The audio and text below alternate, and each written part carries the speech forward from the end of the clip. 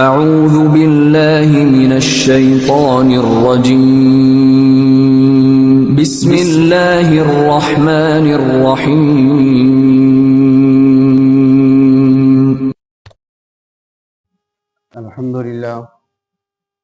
الحمدللہ وکفا والصلاة والسلام علی سید الرسل وخاتم الانبیاء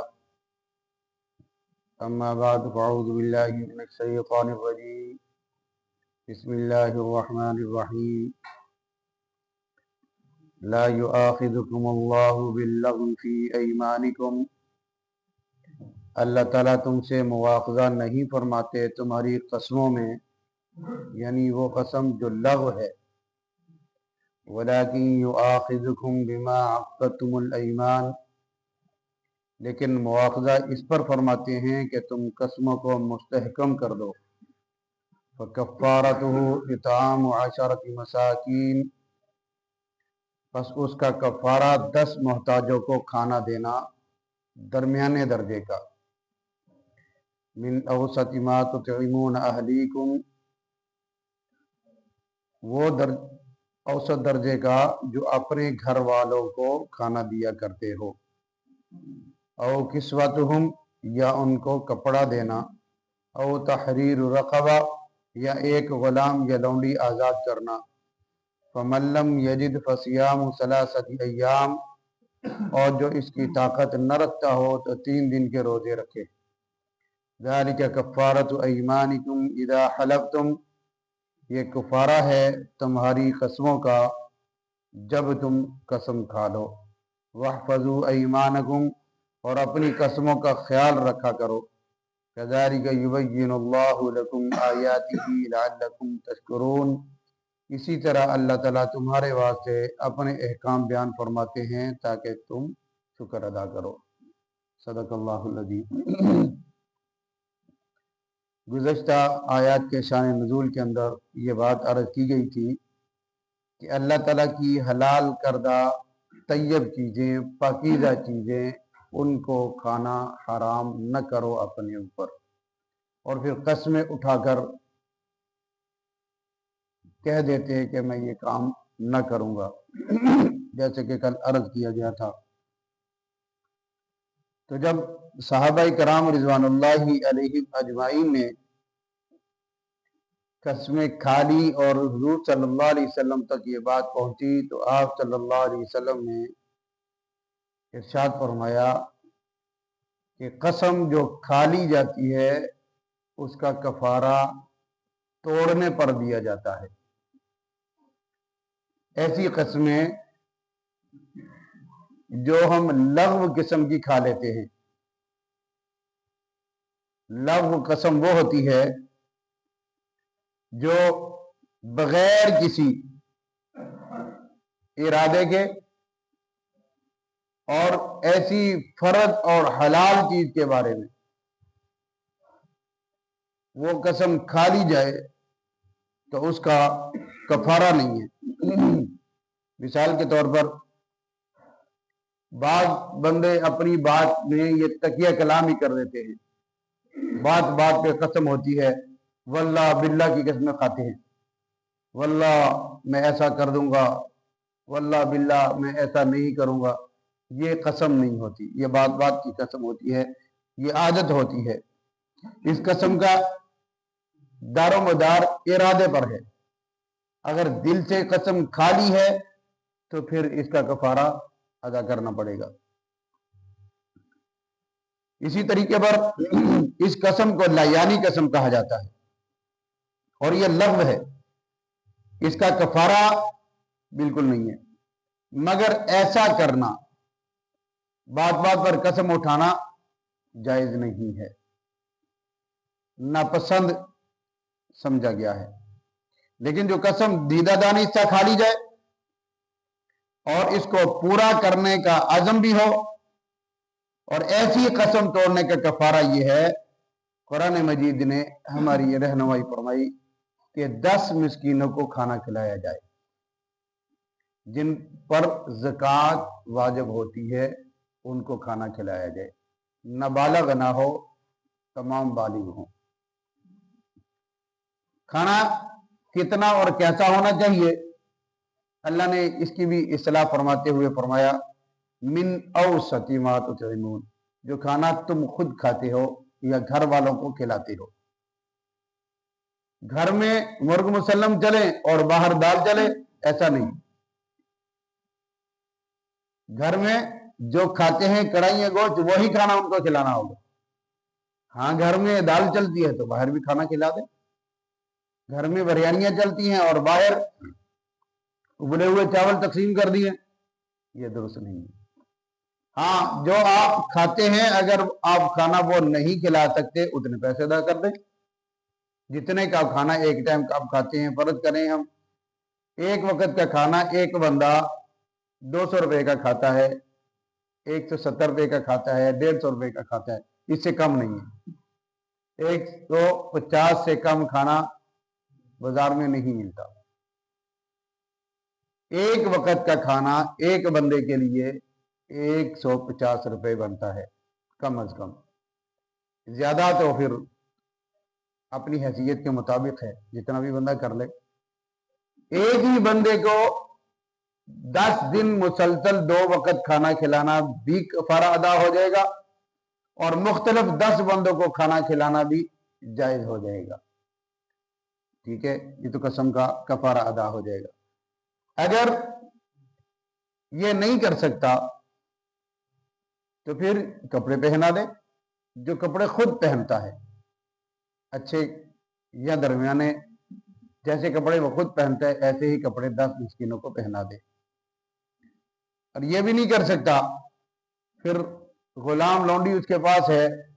हमारे यहाँ तो यहाँ लौंडी और गुलाम का तस्वुर नहीं है।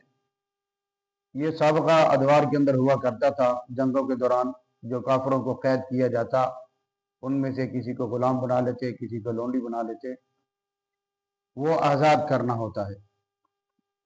ये भी नहीं है फमल्लम यजिद फसियाम सलासती अय्याम, ये भी नहीं कर सकता, फिर 3 दिन मुसलसल रोजे रखे। एक दिन छोड़कर एक रोजा रखना जायज नहीं, ये कफारा नहीं होगा, बल्कि मुसलसल 3 रोजे रखे जाए। ज़ालिका कफ़ारत ऐमानिकुम, अल्लाह फरमाते हैं ये तुम्हारी कसमों का कफारा है जो तुमने इज़ा हलफ्तुम, कसम उठा ली थी। वाफज़ू ऐमानकुम, फरमाया कि अपनी कसमों की हिफाजत भी किया करो। जो कसमें उठा ली हैं उनकी हिफाजत करना भी तुम्हारे जुम्मे है। अब ये बात ऐसे तरीके से समझ ली जाए। अब ये मसाइल हैं फिक़ही मसाइल, ये बताना बहुत जरूरी है। कसम की नौइयत, कसम की वजह, किस वक्त कसम खानी चाहिए, किसकी कसम खानी चाहिए, कसम का कौन सी कसम टूटेगी तो कफारा होगा और कौन सी कसम खाएगा तो ये कसम लागू हो जाएगी। नंबर 1, उलमा फरमाते हैं वो कहा कि बात बात पर, बेजरूर बात पर कसम खाना ये बहुत बुरी आदत है और ये अल्लाह ताला के नामों की ये ताजीम नहीं रहती, अल्लाह के नामों की बेअदबी होती है। इसलिए ये बेहुरमती करना इस्लाम के अंदर जायज नहीं है। अल्लाह ताला के सिवा किसी की कसम खाना ये बहुत बड़ा गुनाह है। हदीस पाक के अंदर इसको शिरक से ताबीर किया गया है। मसलन अल्लाह ताला को छोड़कर किसी की कसम खाना ये बिल्कुल दुरुस्त नहीं है। जिसने अल्लाह ताला की कसम खाई, मसलन यूं कह दिया अल्लाह की कसम, खुदा की कसम, खुदा की बुजुर्गी की कसम और अल्लाह की बड़ाई की कसम, अल्लाह की इज्जत की कसम, अल्लाह के जलाल की कसम, अल्लाह के कलाम की कसम, रब काबा की कसम, ये कसम होगी, ये कसम होगी। अब इसके खिलाफ बात करेगा, काम करेगा तो ये दुरुस्त नहीं होगा, ये कसम टूट गई है। ऐसी कसम खाकर फिर जानबूझकर उसने तोड़ दिया या कोई अमर लायक पेश आ गया, तोड़ना जरूरी बनता था, उसने कसम तोड़ दी, फिर इसका कफारा वाजिब हो जाएगा। खुदा के सिवा किसी और की कसम खाने से कसम होती ही नहीं है। मतलब ये कह दे अपनी जवानी की कसम, अपने हाथ पैरों की कसम, अपने बाप की कसम, अपनी माँ की कसम, अपने बच्चे की कसम, अपनी बीवी की कसम, फलां की कसम, फलां की कसम, ये कसम नहीं होती, ये खानी जायज नहीं है। अगर ये टूट भी जाए तो इसका कफारा नहीं होगा और इस तरह कसम खाना गुनाह है। اگر کسی نے یوں کہا خدا گواہ ہے کہ خدا کو گواہ کر کے کہتا ہوں یا خدا کو حاضر ناظر کہہ کر یہ بات کرتا ہوں تو یہ قسم ہو گئی ہے، یہ قسم ہوگی ہے۔ ضروری نہیں ہے کہ بس یہ کہہ کہ اللہ کی قسم یہ کام کروں گا۔ اگر اس نے یہ کہہ دیا خدا گواہ ہے جو میں بات کر رہا ہوں اس کا گواہ کس کو بنا رہا ہے؟ اللہ کو، یہ قسم اٹھا رہا ہے، تو اس نے قسم اٹھا لی اور اس کو توڑ دیا تو پھر اس کا کفارہ ہوگا۔ اگر اس نے قسم یوں کھائی کہ انشاءاللہ کا ساتھ لفظ کہہ دیا، مثلا اس نے کہا خدا کی قسم فلاں کام انشاءاللہ نہ کروں گا، تو یہ قسم نہیں ہوگی۔ انشاءاللہ کا مطلب کیا ہوتا ہے؟ اگر اللہ چاہے گا۔ پتہ نہیں اللہ نے چاہا ہے کہ نہیں چاہا، تجھے کیسے پتہ چلا؟ اب اس کی قسم نہیں بنتی ہے، یہ قسم نہیں ہے۔ جو بات ہو چکی ہے گزشتہ، اس پر جھوٹی قسم کھانا بہت بڑا گناہ ہے۔ جیسا کسی نے نماز نہیں پڑھی اور کسی نے پوچھا تو کہہ دیا خدا کی قسم میں نماز پڑھ چکا ہوں، تو ایسی جھوٹی قسم کا گزشتہ کے متعلق کوئی کفارہ نہیں، باقی بڑا گناہ بہت ہے، سوائے توبہ اور استغفار کے اس کا علاج اور کوئی نہیں ہے۔ اگر کسی نے ایسی بات پر قسم کھائی جو ابھی ہوئی نہیں بلکہ آئندہ ہوگی، جیسے کوئی کہہ کہ خدا کی قسم آج میرا بھائی آئے گا، پھر وہ نہیں آیا تو اس پر کفارہ دینا پڑے گا۔ بھائی کی قسم کھائی کہ اللہ کی قسم وہ آئے گا لیکن وہ آیا نہیں۔ بھائی پر اور بھی کوئی چیز قیاس کر سکتے ہیں، گاڑی کی بھی قیاس کر سکتے ہیں، جانور کا بھی قیاس کرتے ہیں، ماں باپ کا بھی قیاس کر سکتے ہیں۔ یعنی اس نے ایسا کہہ دیا کہ اللہ کی قسم گاڑی آئے گی لیکن وہ گاڑی نہیں آئی، لیکن وہ قسم ہو گئی ہے۔ کسی نے یہ کہا کہ میں اپنے ماں باپ سے کبھی نہیں ملوں گا، قسم اٹھا کر، خدا کی قسم فلانے کی چیز چرا لاؤں گا، تو ایسی قسم کا توڑ دینا واجب ہے، توڑ کر کفارہ دے دے، نہیں توڑے گا تو گناہ گار ہوگا۔ یہ کتنی بڑی غلط بات ہے۔ بعض لوگ کہہ دیتے ہیں غصے میں آ کر، لڑائی میں آ کر، اللہ کی قسم میں کبھی تیرا منہ ہی نہیں دیکھوں گا، میں تیری میت پہ ہاتھ ہی نہیں لگاؤں گا، میں تیرا جنازہ نہیں پڑھوں گا، میں تیری شکل نہیں دیکھوں گا۔ یہ قسمیں درست نہیں ہوا کرتی۔ اگر اٹھا لی ہے تو اس کا توڑ کر کفارہ ادا کرنا ضروری ہے، کفارہ جو بتا دیا گیا۔ کسی نے قسم کھائی کہ میں فلاں چیز نہیں کھاؤں گا، پھر وہ بھولے سے کھا لی، یا کسی نے زبردستی اس کے منہ کو کھول کر اس کے منہ کے اندر ڈال ہوئی، پھر بھی قسم ہوگی، تو اس کا توڑ دینا، یہ قسم ٹوٹ گئی ہے، اس کا کفارہ ادا کرنا۔ کسی نے قسم غصے کے اندر کھا لی کہ فلاں کو پیسے نہیں دوں گا، پھر اس کو پیسے روپے دے دیا، تو یہ قسم ٹوٹ گئی ہے، اس کا کفارہ دینا ہوگا۔ قسم توڑنے کے بعد لازم ہے کہ قسم توڑنے سے پہلے کفارہ ادا نہیں کرے گا۔ قسم ٹوٹے گی تو کفارہ ادا ہوگا، نہیں ٹوٹی تو اس کا کفارہ نہیں ہے۔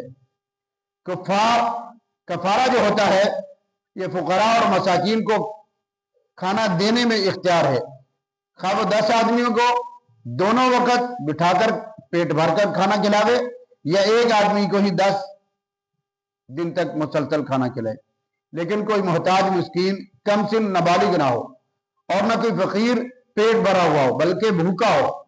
اسی طرح ہر مسکین کو بجائے کھانا کھلانے کے صدقہ فطر کے برابر یعنی 2 کلو گندم احتیاط کے ساتھ وہ ادا کر دے، یا اس کی قیمت ادا کر دے، تو کفارہ ادا ہو جائے گا۔ کفارے میں انہی مساکین کو کپڑا یا کھانا دینا درست ہے جن کو زکوٰۃ دینا درست ہوتی ہے۔ کسی کے ذمے اگر کئی کفارے قسموں کے جمع ہو جائیں تو ہر ایک کا علیحدہ علیحدہ کفارہ دینا ہوگا۔ اگر زندگی میں نہ دے سکے تو اپنی اولاد کو اس بات کی وصیت کر کے جائے کہ میں نے اتنی قسمیں توڑی تھی، ان کا کفارہ ادا کر دینا، یہ اولاد کے ذمے ہے۔ لیکن ہم ان چیزوں کا خیال نہیں کرتے، اپنی اولاد کو وصیتیں نہیں کرتے، اپنی بڑوں کو وصیتیں نہیں کرتے۔ یہ وصیتیں آخری وقت میں کرنی چاہیے، بتانا چاہیے کہ میں نے فلاں سے پیسے لیے، فلاں کے پیسے دینے ہیں، اتنی نمازیں میری چھوٹ گئی، ان کا فدیہ ادا کر دینا، اتنے روزے میرے چھوٹ گئے، ان کا فدیہ ادا کر دینا، اتنی قسمیں میں نے توڑی، ان کا فدیہ ادا کرنا، یہ بہت ضروری ہے۔ یہ مرنے سے پہلے وصیت اپنی اولاد کو کر دینی چاہیے۔ بعض لوگوں کی بڑی اچھی عادت ہے، وہ ایک ڈائری بنا لیتے ہیں، اس ڈائریوں پر لکھ لیتے ہیں کہ میں نے فلاں بندے کے اتنے پیسے دینے ہیں، فلاں بندے سے اتنے پیسے لینے ہیں، تحریر نامے تک لکھے ہوتے ہیں جو کسی جگہ پر محفوظ کر لیے جاتے ہیں۔ یہ کر لیا جائے تو بہت اچھا ہے، مرنے کے بعد اس پر بوجھ نہیں رہتا۔ اولاد بڑے احسن طریقے سے، اچھی اولاد، فرما بردار اولاد اپنے والدان کے سر سے یہ قرض اتار دیتی ہے اور اتارنا چاہیے۔ یہ ہے وفاداری والدین کے ساتھ۔ ساری زندگی ماں باپ کو کبھی پوچھا نہیں، کبھی کھانا نہیں پوچھا، کبھی دوائی نہیں پوچھی، کبھی پانی نہیں پوچھا، کبھی دبایا نہیں، کبھی حال حوال نہیں کیا۔ جب وہ مرتا ہے تو مرتے ہی کلوں کو ختم دلانے کے لیے دے کے چڑھا دیتا ہے۔ یہ وفاداری نہیں، یہ وفاداری نہیں ہے۔ مرنے کے بعد اس کا خیال کیا تو کیا کیا؟ مزہ تو یہ ہے اس کا زندگی میں اس کا خیال کر۔ ہم مرنے کے بعد سوچتے ہیں یار یہ کر لیتا تو اچھا تھا، یہ کر لیتا۔ اب تیرے ماں موجود ہیں والدین، اب ان کو ڈانٹتا بھی ہے، اب جھڑکتا بھی ہے، دوائی کے لیے وہ ترس رہے ہیں، کھانے کے لیے وہ ترس رہے ہیں، اپنی پسند کا کھانا نہیں وہ کھا سکتے، اپنی پسند کا وہ پہن نہیں سکتے، تو تیری اولاد بننے کا فائدہ کیا؟ کون سی وفاداری ہے تیرے بندے؟ وفاداری اپنے اندر پیدا کر، اور تجھے اس بات کا علم ہونا چاہیے کل کا تمہیں بھی معاف کرنا ہے، اور تیری اولاد بھی تیرے ساتھ یوں ہی کرے گی جیسے تو کر رہا ہے۔ تو اس لیے والدین کو اپنی زندگی کے اندر ان سے دعائیں لو، جنت واجب کرو اپنے اوپر۔ جس شخص کے والدین اس سے ناراض دنیا سے گئے وہ جنت میں نہیں جا سکتا، یہ ذہن میں رکھے۔ یہ کبیرہ گناہوں میں سے ایک گناہ ہے جو بغیر توبہ کے معاف نہیں ہوتا۔ زندگی میں اپنے والدین سے معافی مانگ لے، اگر انہوں نے معاف کر دیا، یہ بات میں بڑے وثوق اور بڑے چیلنج کے ساتھ کہتا ہوں، جس کے والدین ناراض ہو گئے اور وہ خود مرنے کے قریب ہے، والدین نے اگر معاف نہیں کیا تو اس کو کلمہ نصیب نہیں ہوگا۔ جس کو کلمہ نصیب نہیں ہوگا وہ جنت میں نہیں جائے۔ میں اور آپ ہماری حیثیت ہی کیا ہے؟ ایک صحابی رسول آخری وقت میں تڑپ رہے تھے، نوجوان تھے، ان کی جان نہیں نکل رہی تھی۔ رسول کریم صلی اللہ علیہ وسلم کو پتہ چلا، آپ خود تشریف لے گئے۔ آپ عیادت کے لیے جایا کرتے تھے، جب کوئی بیمار ہوتا تو بیمار پرسی کے لیے آپ خود تشریف لے جاتے تھے۔ پوچھا اس کی والدہ زندہ ہے؟ صحابہ نے فرمایا، عرض کی یا رسول اللہ جی زندہ ہے، بلاؤ۔ والدہ کو بلایا گیا، پوچھا کہ آپ اپنے بیٹے سے ناراض ہیں؟ والدہ نے کہا جی یا رسول اللہ میں اس سے ناراض ہوں، اس نے مجھے بڑا ستایا ہے، میں نے بڑی تکلیف سے اس کو پالا ہے، بڑی محنت کے ساتھ پالا ہے، اور اس نے مجھے اتنا ستایا ہے کہ میرا دل نہیں چاہتا اس کو معاف کروں۔ حضور نے فرمایا کر دو معاف۔ پھر کہا معاف کر دو۔ جب اس نے کہا یا رسول اللہ نہیں، میں نہیں معاف کرتی اس کو، کتنا ستایا ہوگا۔ وہ صحابی ہے، صحابی، عام بندہ نہیں، جس کے بارے میں اللہ نے کہا کہ میں ان سے راضی یا مجھ سے راضی۔ یہ صحابی ہے، جان نہیں نکل رہی، یہ زندہ واقعہ ہے، جناب رسول اللہ صلی اللہ علیہ وسلم کی زندگی کا واقعہ ہے، جان نہیں نکل رہی۔ حضور نے فرمایا کہ لکڑیاں لاؤ، لکڑیاں لا کر اس کو جلا کر، آگ جلا کر اس کو اس کے اندر پھینکا جائے، زندہ ہی اس کو اٹھا کر زندہ ہی آگ کے اندر جلا دیا جائے۔ جب لکڑیاں لائی گئی، ان کو آگ لگائی، جب اٹھا کر پھینکنے لگے تو ماں کی ممتا جاگ پڑی، یا رسول اللہ میرے سامنے میرے بچے کو آپ جلائیں گے، میں کیسے برداشت کروں؟ ماں تو پھر بھی ماں ہوتی ہے۔ کہا یا رسول اللہ میں نے معاف کر دیا۔ اللہ اکبر۔ جیسے ہی ماں نے یوں کہا میں نے معاف کر دیا، فوراً اس کی زبان پر کلمہ جاری ہوا، کلمہ پڑھا اور اللہ کے سپرد ہو گیا۔ یہ صحابی رسول کے ساتھ واقعہ ہے۔ میرے سے رب نے وعدہ نہیں کیا میں تجھ سے راضی، میں نے حضور کو دیکھا نہیں، میں نے قرآن اترتا نہیں دیکھا، میں اپنے بارے میں کیسے کہہ سکوں گا میں بخشا ہوں؟ اور میں ماں باپ کو ستاتا ہوں، تکلیف دیتا ہوں، ٹوکتا ہوں، نوک ٹوک کرتا ہوں، تمہیں کیا پتا ہے جدید دور ہے، تم پرانی باتیں کرتے ہو، یہی نہیں کہتے؟ اور چھڈو باجی ہماری چھڈو، یہ پرانی گلاں چھڑ دو ہن، یہ نئے دور کی باتیں ہیں، نیا معاشرہ، نئی ہر چیز میں جدت آ گئی، آپ پرانی باتیں کرتے رہتے ہو۔ یہ بھی والدین کی توہین ہے، والدین کی یہ نافرمانی ہے اس سے بھی خیال کرنا چاہیے. ماں باپ نے کہہ دیا ہے عمل کر دو, چاہے نقصان ہی کیوں نہ ہو جائے. اللہ نے اس میں خیر رکھی ہے, اللہ نے اس میں خیر رکھی ہے. ماں باپ کے ساتھ اچھا سلوک کرنا یہ ہماری شریعت کا حکم ہے, اللہ کا باقاعدہ حکم ہے. جہاں اللہ نے کہا ہے کہ اللہ کی عبادت کرو, جہاں اللہ نے کہا ہے کہ اللہ کے ساتھ کسی کو شریک نہ ٹھہراؤ, وہاں پر اللہ نے ساتھ یہ بھی کہا ہے وَبِالْوَالِدَيْنِ احسانا, والدین کے ساتھ اچھا سلوک کرو, والدین کے ساتھ اچھا برتاؤ کرو. آپ بعد میں کھاؤ, ماں باپ کو پہلے کھلاؤ. آپ بعد میں پہنو, والدین کو پہلے پہناؤ. آپ اپنی دوائی بعد میں لو, ماں باپ کو پہلے پوچھو. ماں جی کوئی تکلیف, ماں والد صاحب کو کہو والد صاحب کوئی تکلیف کو پریشانی پرابلم تو نہیں ہے. یہ ہے اچھی اولاد کی تربیت اور اچھی اولاد کے اوصاف اور خوبی. اسی طریقے پر غلامیہ باندھی کا اس وقت اکثر بیشتر ہمارے علاقے میں ایسا نہیں ہے, غلام اور لونڈی کا تصور ہمارے ہاں نہیں ہے.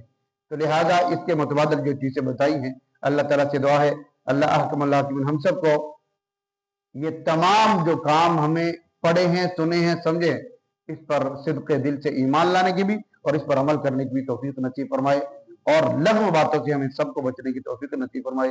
وآخر دعوانا ان الحمد للہ رب العالمین.